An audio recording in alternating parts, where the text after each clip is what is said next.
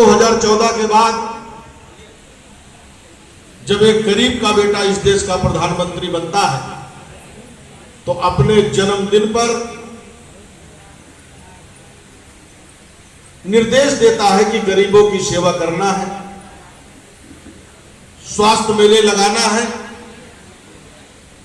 स्वच्छता अभियान से जुड़ना है और अपने जिले का जो उत्पादक है उसको ज्यादा से ज्यादा कैसे बढ़ावा देना है, ऐसा निर्देश हमारे देश के प्रधानमंत्री तो आज इस सेवा पखवाड़े के मौके पर वोकल फॉर लोकल के आज इस कार्यक्रम में हमारे भारतीय जनता पार्टी के जिला के अध्यक्ष, बहुत लोकप्रिय संगठन को गति देने का निरंतर काम करते हैं, ऐसे हमारे लोकप्रिय जिला अध्यक्ष हरिओम मिश्रा जी, हमारे रोशनलाल अग्रवाल जी, अनाम जी, जीएमडीआईसी दिनेश चौरसिया जी, इस कार्यक्रम के संयोजक ओम प्रकाश पांडे जी, विवेक उपाध्याय जी, सुनील गोयल जी, रामजी मिश्रा जी, साधु दुबे जी, रोहित सिंह जी, महावीर पाल जी, मंजीत छाबड़ा जी, दिनेश प्रताप दिन्नो जी, सूर्य प्रकाश जी, हमारे राजेंद्र अग्रवाल जी और यहाँ पर उपस्थित मंच पर हमारे व्यापारी भाई और हमारे नौजवान साथी, हमारी माताएं, हमारी बहनें, सबका मैं हार्दिक स्वागत करता हूं और वंदन करता हूं, अभिनंदन करता हूं। जैसे कि अभी हमारे माननीय जिला अध्यक्ष जी कह रहे थे, हमारा देश आज ऐसे व्यक्ति के हाथों में है जिसकी सोच निरंतर नौकरी मांगने वाला नहीं, नौकरी देने वाला होना चाहिए। उनकी निरंतर यही सोच है कि हमारे जो नौजवान हैं, जो शिक्षा के क्षेत्र में हैं, वो उद्यमी बने, व्यापारी बने, रोजगार से जुड़े और लोगों को रोजगार से जब जुड़ेंगे तो नौकरी देने वाले ही बनेंगे। आज आप देख रहे हैं कि 2014 के बाद इस देश में एक बड़ा परिवर्तन हुआ है। इतना बड़ा आबादी वाला हमारा ये देश कोरोना काल के संकट में बहुत सारे देश अभी उठकर खड़े नहीं हुए हैं, मगर हमारा ये भारत 135 करोड़ आबादी वाला देश उठकर खड़ा भी हुआ और अपनी रफ्तार में फिर दौड़ने लगा। अगर संभव हुआ तो मोदी जी के नेतृत्व में संभव हुआ है, क्योंकि उनकी सोच यही है निरंतर कि हमारे देश में ज्यादा से ज्यादा उत्पादन हो। हम जो बाहर से इंपोर्ट करके यहां पर लाते हैं, हम जो उसका इस्तेमाल करते हैं, उसकी जो अर्थव्यवस्थाएं हम दूसरे देशों को मजबूत करते हैं, हम क्यों ना अपने प्रदेश में उसी चीज का उत्पादन करके अपने लोगों को बढ़ावा दें, हम रोजगार के बढ़ावा दें, हम उद्यमी बने। ऐसी सोच हमारे देश के प्रधानमंत्री ने निरंतर उन्होंने प्रयत्न किया है, निरंतर उन्होंने उत्साहवर्धन किया है और समय समय पर उसके लिए वो समिट भी करते हैं, व्यापारियों की बैठकें भी करते हैं।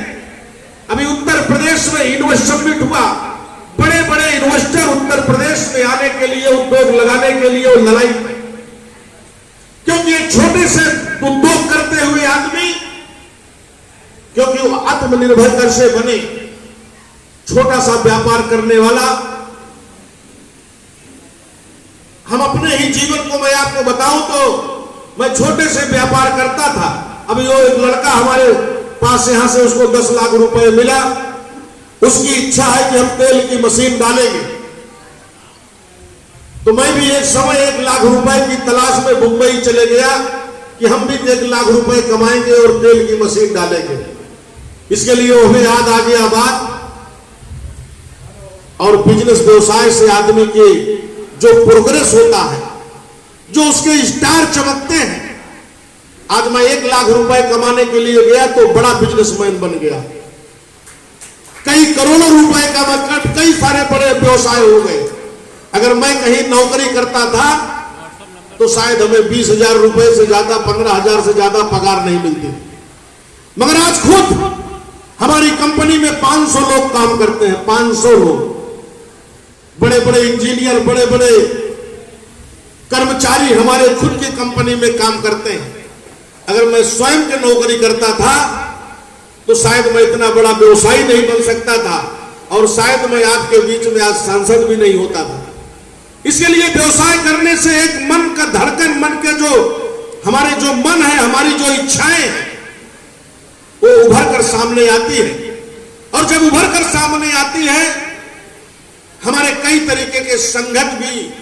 व्यापार में हमारे संबंध जुड़ते हैं, और उस संबंध में कहीं ऐसे संबंध भी जुड़ जाते हैं कि एक व्यक्ति छोटा सा व्यवसाय करने वाला एक बहुत बड़ा व्यवसायी हो जाता है। उसके कई सारे उदाहरण आपको समाज में देखने को मिला होगा। आप देखिए, एक छोटा सा समूह चलता था अमूल का, चाहे अमूल का हो चाहे पराग का हो, मगर आज जो पूरी दुनिया का सबसे बड़ा उद्योग और संगठन बना हुआ है, कितने करोड़ लोगों को रोजगार दिया है। मगर हमें रोजगार करने से पहले हमें अपने मन में दृढ़ विश्वास होना चाहिए कि आज हम इस व्यवसाय को डाल रहे हैं, इसको हम उस सफलता के मुकाम पर ले जाएंगे। ऐसा कोई बिजनेस नहीं है जिसमें हम सफल नहीं हो सकते हैं, क्योंकि अगर हम उस व्यवसाय को आधे मन से करते हैं, हम टूटे हुए मन से करते हैं, हम उस पर अगर ध्यान नहीं देते हैं, तो हमारा कोई भी व्यवसाय सफल नहीं हो सकता है। मैं आपको विश्वास के साथ, चाहे बच्चे अगर शिक्षा के क्षेत्र में हैं, अगर पूरा ध्यान नहीं देंगे अपनी शिक्षा, अपनी पढ़ाई पर, तो उस मुकाम पर नहीं पहुंच सकते हैं जिस मुकाम के लिए उनकी इच्छाएं होती हैं। उसी तरीके से हमारा व्यवसाय, हम ज्यादा से ज्यादा अपने व्यवसाय को बढ़ावा दें। माननीय देश के प्रधानमंत्री ने कई तरीके के उसमें सब्सिडी देने का भी काम किया है। कई सारे व्यवसाय में सरकार उसको प्रोत्साहन देने का काम किया।